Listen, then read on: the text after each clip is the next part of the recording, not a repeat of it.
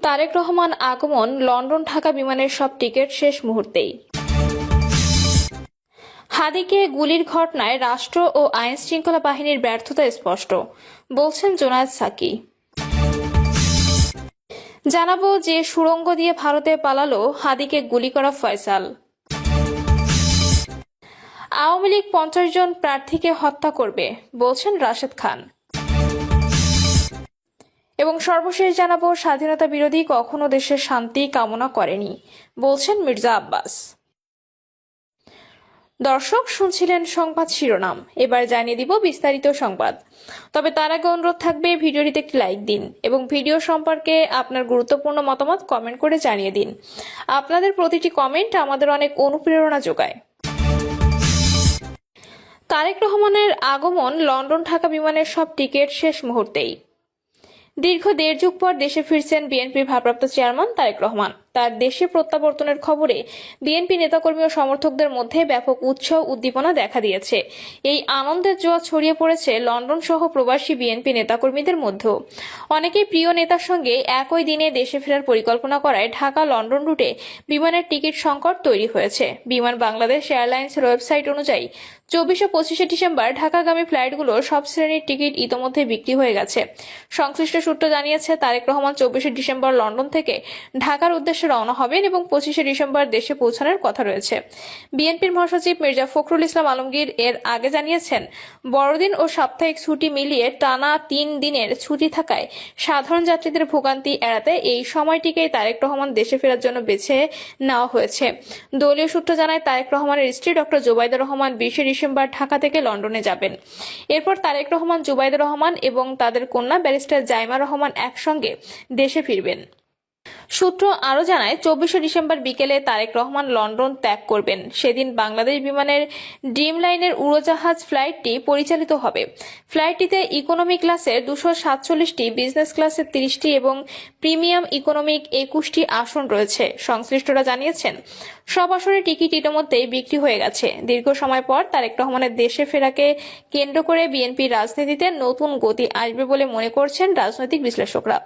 দীর্ঘ এই নেতার প্রত্যাবর্তন দেশের রাজনৈতিক অঙ্গনে গুরুত্বপূর্ণ প্রভাব ফেলতে পারে, এমন প্রত্যাশাই এখন দলটি নেতাকর্মীদের মধ্যে প্রবল। হাদিকে গুলির ঘটনায় রাষ্ট্র ও আইন শৃঙ্খলা বাহিনীর ব্যর্থতা স্পষ্ট, বলছেন জোনায়েদ সাকি।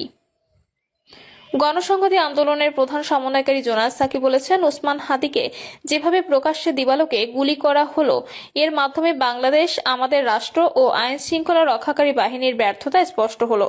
জোনায়েদ সাকি বলেন, রাষ্ট্রের দায়িত্ব নিয়ে যারা সেই দায়িত্ব অবহেলা করছে তাদেরকে চিহ্নিত করে তাদের বিরুদ্ধে ব্যবস্থা নিতে হবে। নির্বাচনের পরিবেশ যারা ক্ষতিগ্রস্ত করতে চায় তাদেরকে কঠোরভাবে প্রতিরোধ করতে হবে। তিনি বলেন, শুধু পতিত ফ্যাসিস্ট নয়, এদের পাশাপাশি কোনো রাজনৈতিক মহলও নির্বাচন পেছানোর চেষ্টা করছে।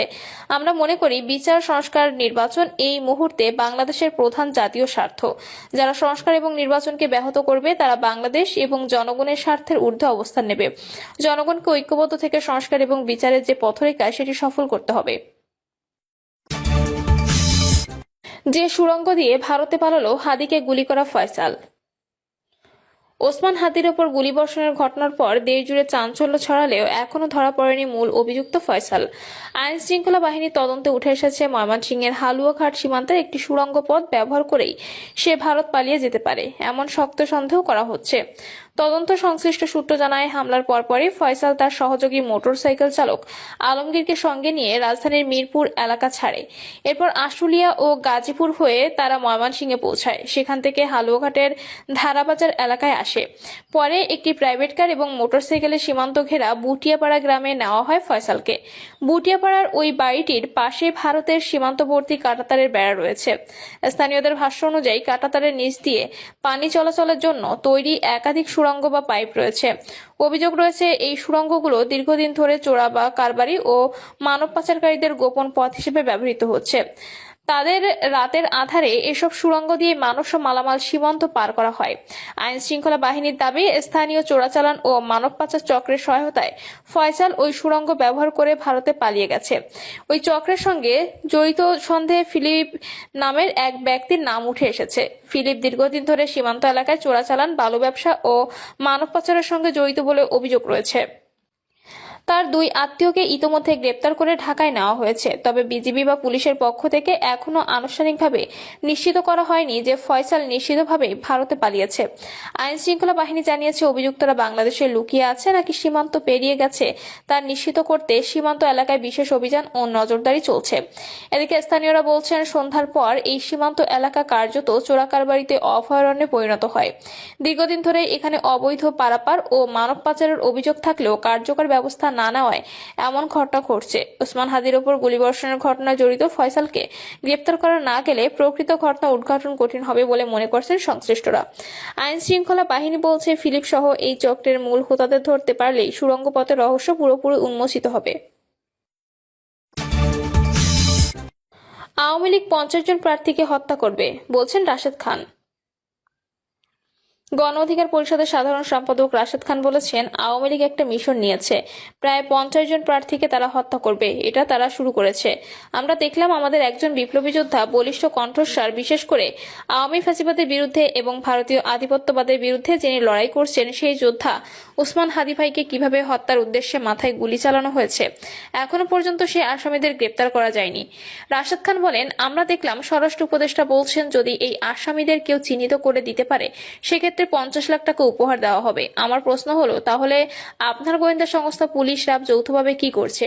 এর আগে দেখেছিলাম অপারেশন ডেভিল হান্ট ঘোষণা করেছিলেন। আমার কাছে মনে হয় এইবার যে সরকারের পক্ষ থেকে বলা হচ্ছে অপারেশন ডেভিল হান্ট 2, আমার মনে হয় ফ্যাসিবাদের দোসর যারা সরকারে রয়েছে, উপদেষ্টা পরিষদে বিভিন্ন সেক্টরে দপ্তরে রয়েছে, বিভিন্ন বাহিনীতে রয়েছে, ফ্যাসিবাদের ওই প্রেতাত্মাদের ধরার জন্য এবার অপারেশন ডেভিল হান্ট 2 ঘোষণা করা উচিত। সরকারের সমালোচনা করে তিনি বলেন, এই সরকারের যে ভুল ভ্রান্তি আমরা দেখলাম, বিশেষ করে রাষ্ট্র পরিচালনা করতে গিয়ে সরকারের অযোগ্যতা, অদক্ষতা এবং এই উপদেষ্টাদের মধ্যে যে সমন্বয়হীনতা, আমরা অনেক কিছু দেখেছি। তারা আমাদের সবসময় সংস্কারের কথা বলেছিল। তারা এমন একটা রাষ্ট্র উপহার দেবে যেখানে প্রত্যেকটা প্রতিষ্ঠানে সংস্কার করা হবে, একটা উন্নত সমৃদ্ধ রাষ্ট্র, আমেরিকা, ইউরোপের মতো রাষ্ট্র ব্যবস্থা। তার কোনো কিছু আমরা দেখি না। তিনি আরো বলেন, আমরা যে লক্ষ্য ও উদ্দেশ্যকে সামনে রেখে স্বাধীন হয়েছিলাম, স্বাধীনতার এত বছর এখনো কিন্তু আমরা সাম্য, মানবিক মর্যাদা ও মানবিক সুবিচারের ভিত্তিতে একটি নতুন রাষ্ট্র প্রতিষ্ঠা করতে পারিনি।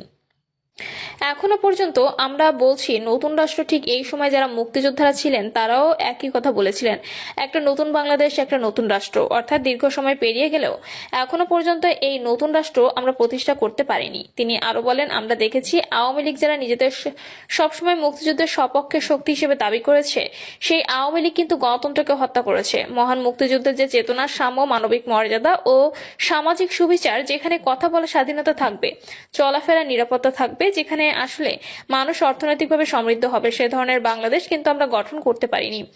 বিশেষ করে 14 সালে নির্বাচন, 18 সালে নির্বাচন, 24 সালে ডামি নির্বাচন, নির্বাচনী ব্যবস্থাকে ধ্বংস করার মধ্য দিয়ে আওয়ামী লীগ মূলত মুক্তিযুদ্ধের চেতনাকে ধ্বংস করেছে। প্রিয় দর্শক, এই ছিল এখনকার সর্বশেষ সংবাদ। আপডেট সব সংবাদ পেতে চ্যানেলটি সাবস্ক্রাইব করে বেল আইকনটি ক্লিক করে রাখুন।